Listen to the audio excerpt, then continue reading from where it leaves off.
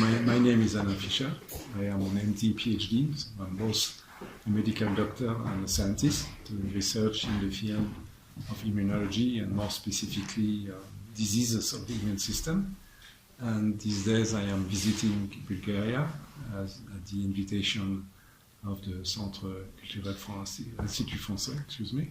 And I'm giving seminars, conferences. I gave a seminar in Plovdiv and today at the Science Academy in Sofia.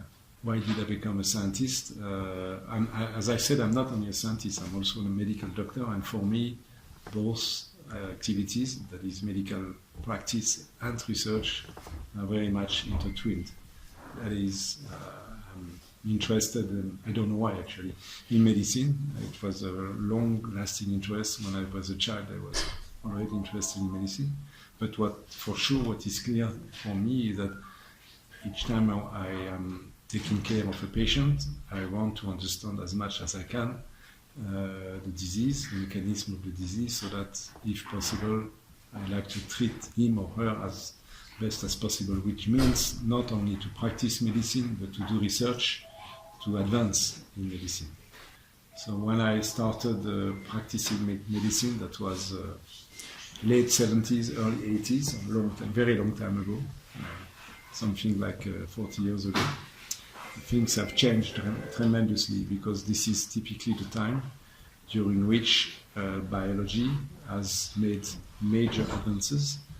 Referring, for instance, to molecular biology, the capacity of understanding how genes are producing proteins and how these proteins are functioning, and we understand better and better thanks to tools in molecular biology, biological processes, and we also have made a lot of progress in genetics itself. So to apply this, that what I just said to medicine has provided a lot of information on the pathophysiology, mechanism underlying diseases, and from time to time it has also enabled scientists to find out dedicated therapy. So the change is absolutely tremendous.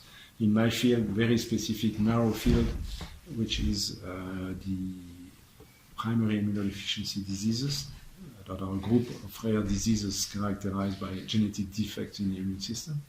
40 years ago, we knew that such diseases existed. We had just no idea at all about mechanisms, and we knew very little how to treat them. Today, we collectively have identified more than 350 different genes, mutations of which cause such diseases.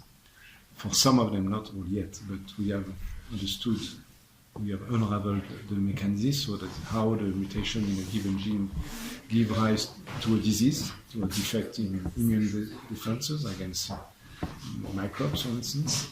And moreover, for some of them, we have been able to implement new treatment from chemicals, molecules, to transplantation of stem cells, hematopoietic stem cells, up to gene therapy. Okay, but how you see the next 40 years of your field? I am not a prophet, so it will be very difficult to make prediction. For sure, science will continue to advance. We'll understand even better, much better, and more detailed, refined details how our body works, and specifically in my field, how the immune system works, how the different cells, the different molecules are working as a network, which is called now systems biology, which is not an easy concept to implement, but I'm sure we'll make progress on this, and also we'll collect lots of data, clinical data about the pattern of expression of molecules by cells, whatever they are, proteins, lipids, as well as nucleic acid and so on. And sooner or later we'll be able to integrate all of these informations, including imaging of the body, imaging of cells and so on, integration of more and more of this data at the benefice of understanding and treating diseases. So there will be, I'm sure, advances, but very difficult to foresee exactly which ones and when, and more specifically when.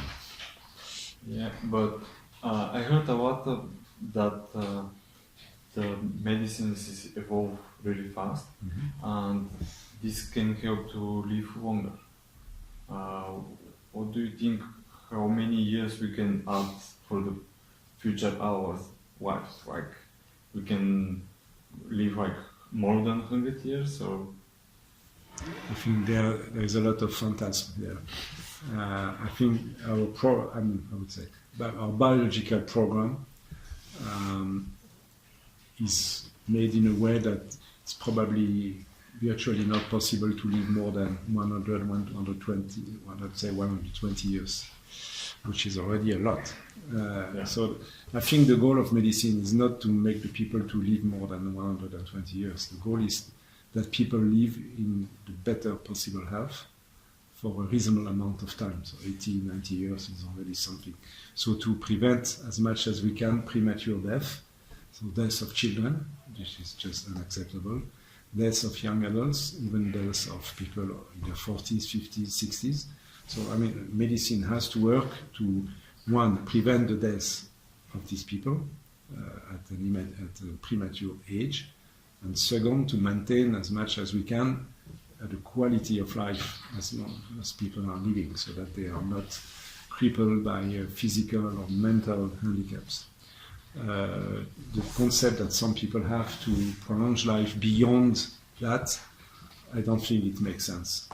I don't think it makes sense scientifically, because again, I'm very skeptical with the idea that we could prolong life more than the physiological age, because this is the biology beyond it is much more complex, and we know very little about that. And so even if you think 1 second that this would be possible, scientifically speaking, that would mean that at the time this will be possible, two possibilities. Either this is a possibility that only a few people will have, and the other ones will not have, so there's a kind of segregation among superhumans and the others. This is just ethically unacceptable.